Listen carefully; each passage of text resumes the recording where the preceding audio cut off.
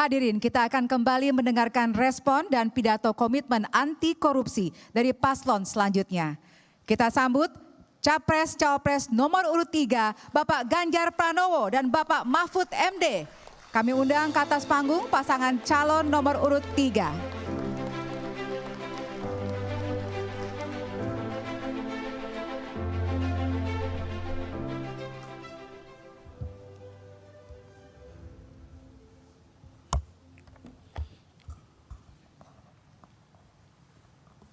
Assalamualaikum warahmatullahi wabarakatuh.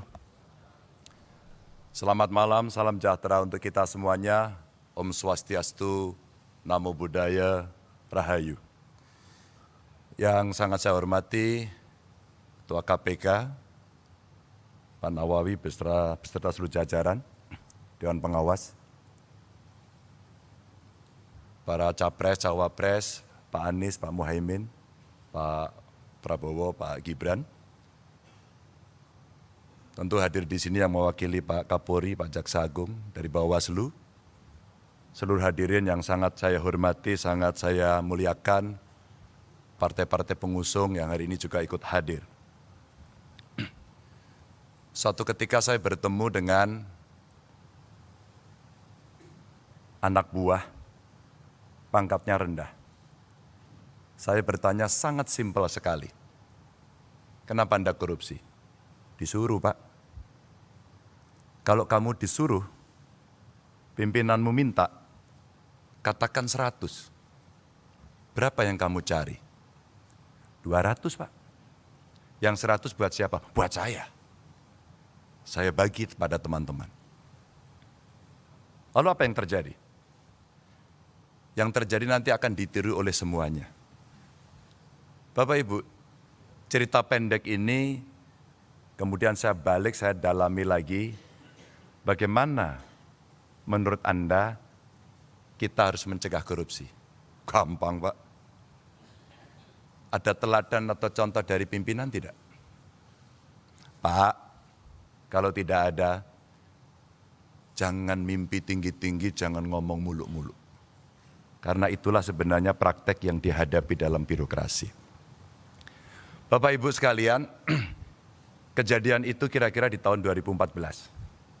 Dan di tahun 2013 KPK pernah datang dalam sebuah kontestasi pilkada di Jawa Tengah. Sebuah pertanyaan disampaikan pada calon-calon kira-kira seperti ini. Suasana lebih pada dialogis. Dan pada saat itulah semua punya komitmen tinggi. Maka sebenarnya kita tunggu adalah bagaimana praktek itu berjalan. Maka Bapak Ibu yang sangat saya hormati, saya senang hari ini saya bisa bersama Pak Mahfud. Saya punya beberapa slide yang bisa saya ceritakan. Pada saat saya bertemu dengan pengusaha, awalnya terjadi cerita atau rumors bahwa ya kalau Pak Ganjar dengan Pak Mahfud jangan-jangan ini dilibas semuanya ini.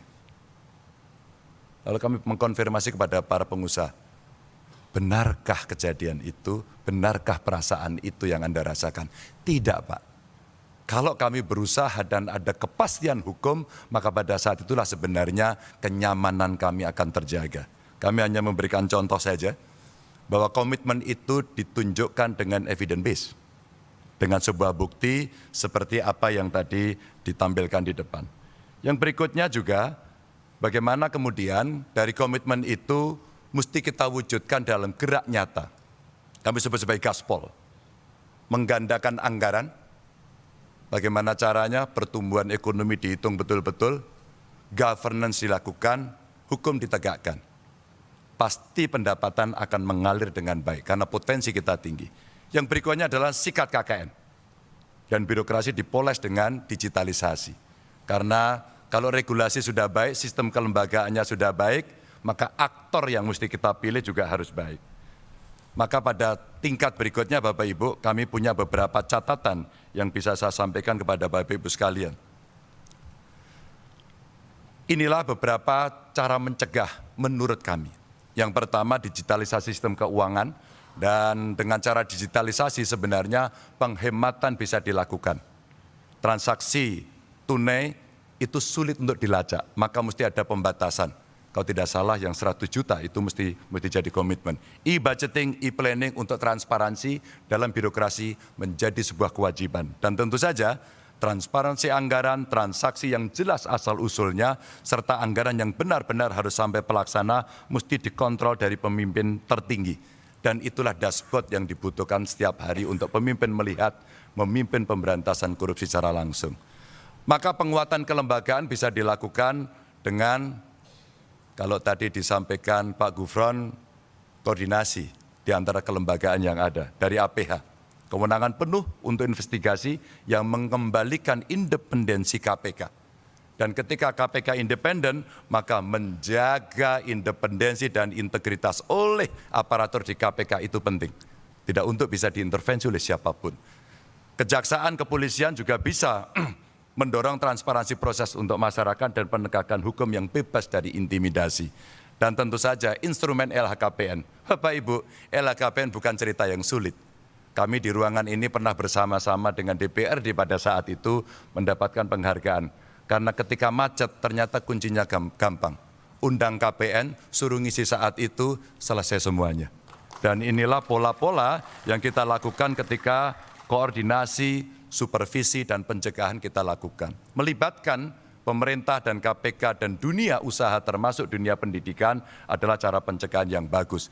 Dan penguatan LHKPN itu didorong dengan memperkuat sistem whistleblowing dari masyarakat yang dijamin kerahasiaannya dan tentu dengan anonim dan evidence base yang memang betul-betul terjadi. Bapak Ibu, regulasi yang punya efek jera ini betul-betul mesti didorong agar konflik kepentingan bisa kita jaga untuk tidak terjadi adanya konflik itu. Dan tentu saja menegakkan kode etik, lalu mengawasi kekayaan yang tidak sesuai dengan profil tadi di LHKPN, dan meminimalisasi rangkap jabatan. Dan lalu, kalau itu tidak jera, deterrent efeknya adalah memiskinkan koruptor. Saya kira Nusa Kambangan tempat terbaik untuk itu. Dan Bapak Ibu, wajib pengenaan tambahan pasal terkait dengan TPPU dan pengesahan RUU perampasan aset. Inilah respon yang bisa kita berikan dengan cara yang cukup gamblang.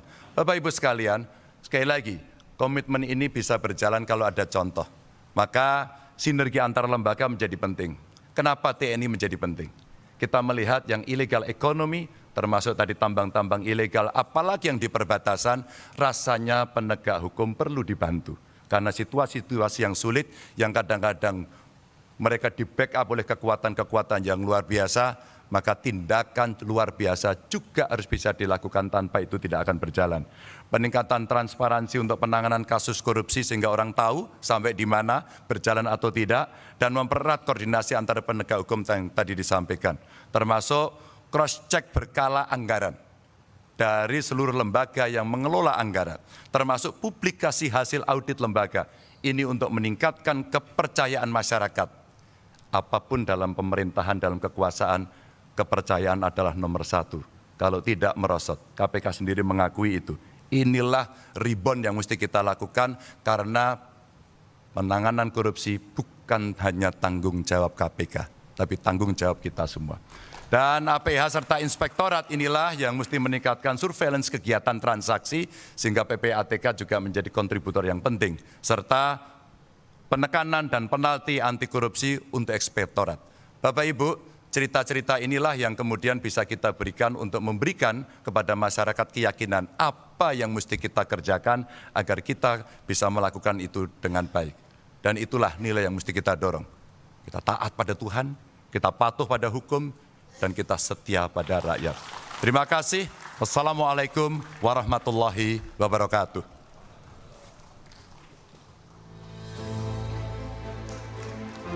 Terima kasih Bapak Ganjar Pranowo dan Bapak Mahfud MD yang telah menyampaikan respon dan komitmen anti korupsinya. Kami silakan untuk kembali ke tempat duduk.